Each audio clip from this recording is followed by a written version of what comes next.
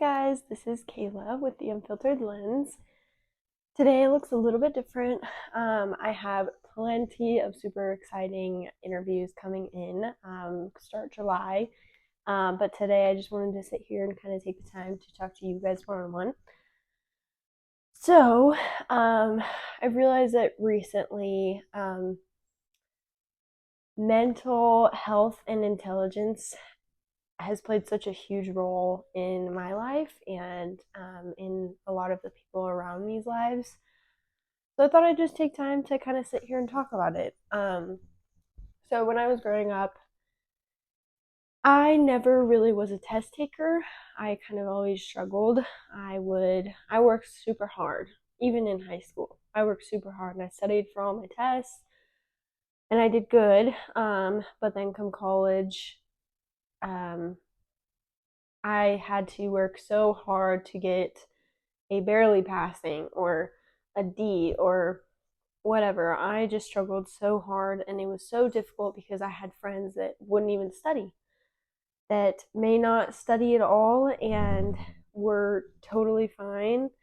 And it was just so frustrating because I had looked at everything that I had studied and how hard I'd worked and I just didn't get a grade that showed that, and some of my friends could just wing it and do great on college tests, and that was really hard for me to understand, because when I was doing prereqs for medical, when I was still deciding in that area, I just would get so frustrated and so mad at myself that I was like, why can't, like, what are you doing wrong? I just would get so upset at myself, and it was so overwhelming. And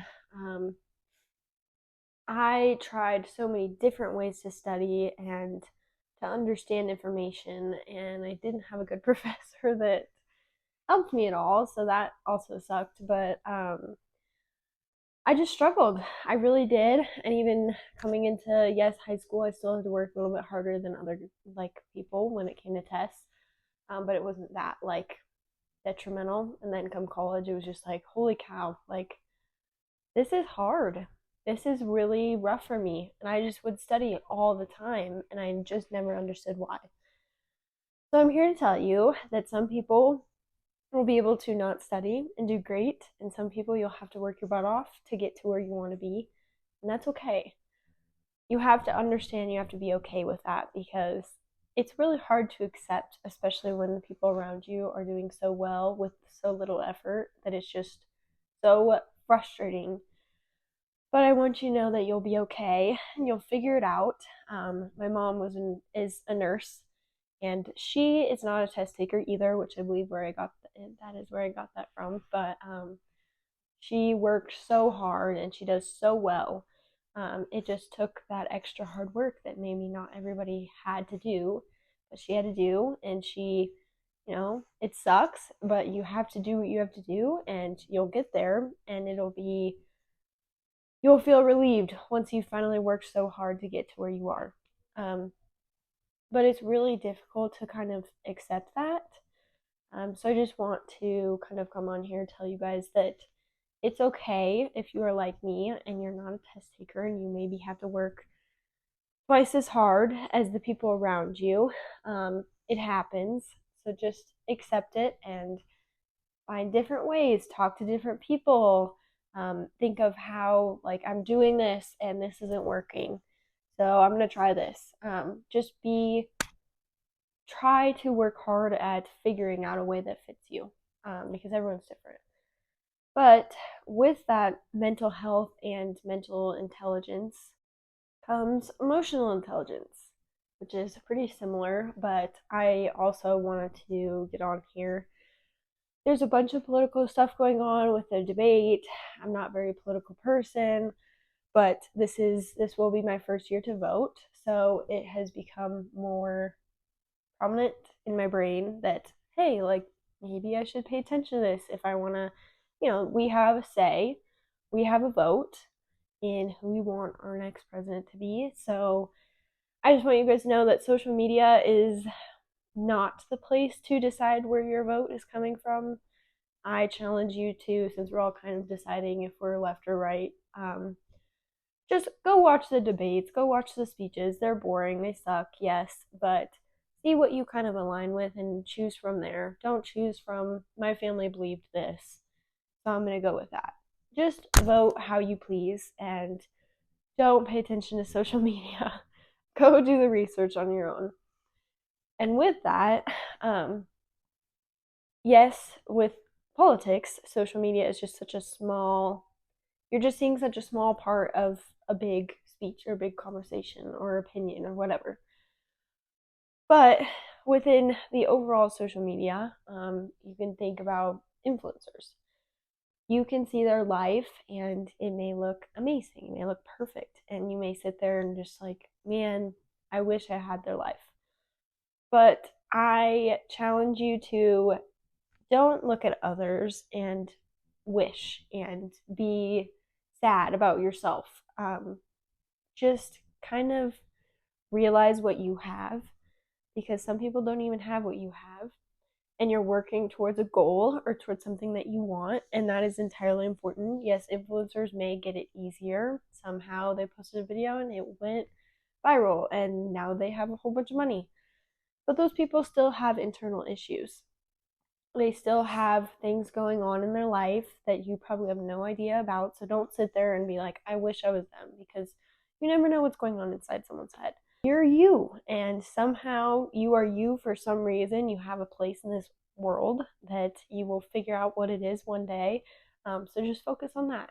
With this mental and emotional intelligence, I wanted to talk about recognizing your emotions, because I don't know if you guys have watched the Inside Out 2 movie. I know it should be made for kids, but I think it is very touching to someone who's just, you just grew up and you're coming into all these new emotions. How do I deal with them? How do I regulate them? How do I even recognize that this is how I'm feeling?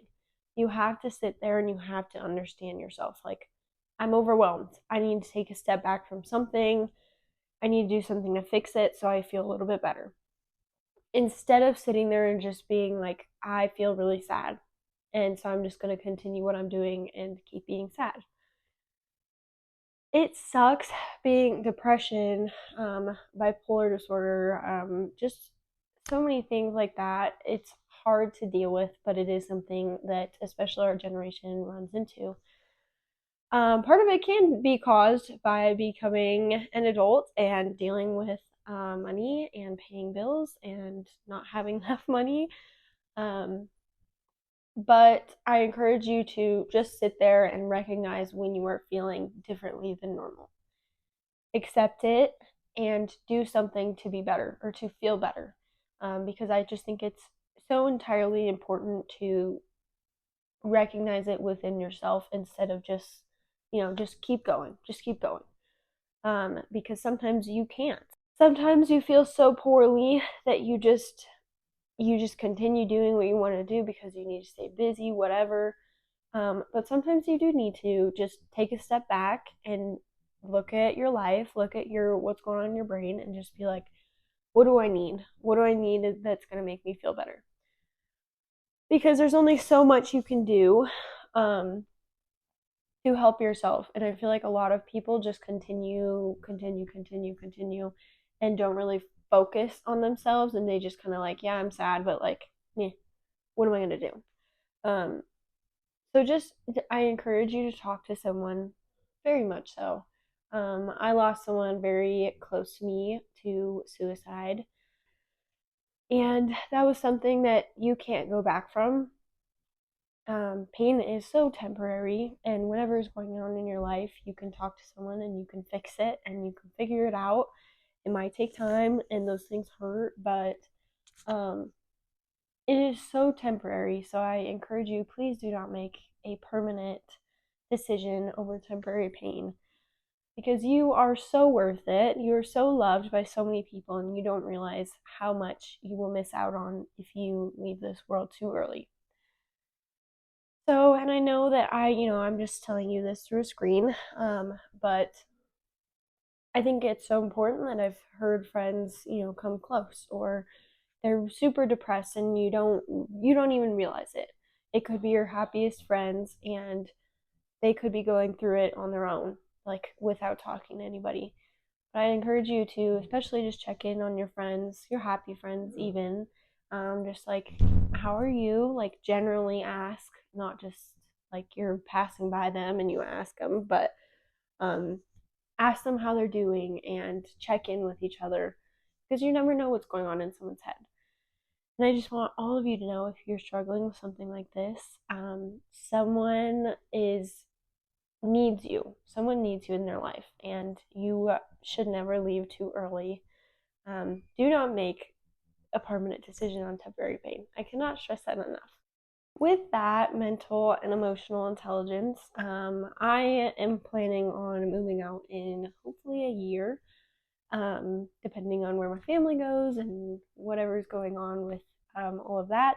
But in this year, I hope to obviously save as much as I can, get my car paid off before I move out so that I don't have to be worrying about a car payment on top of insurance and whatever I'm paying for an apartment and groceries and all those things.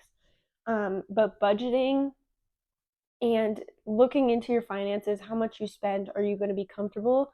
Because you do not want to be living paycheck to paycheck to pay to live on your own.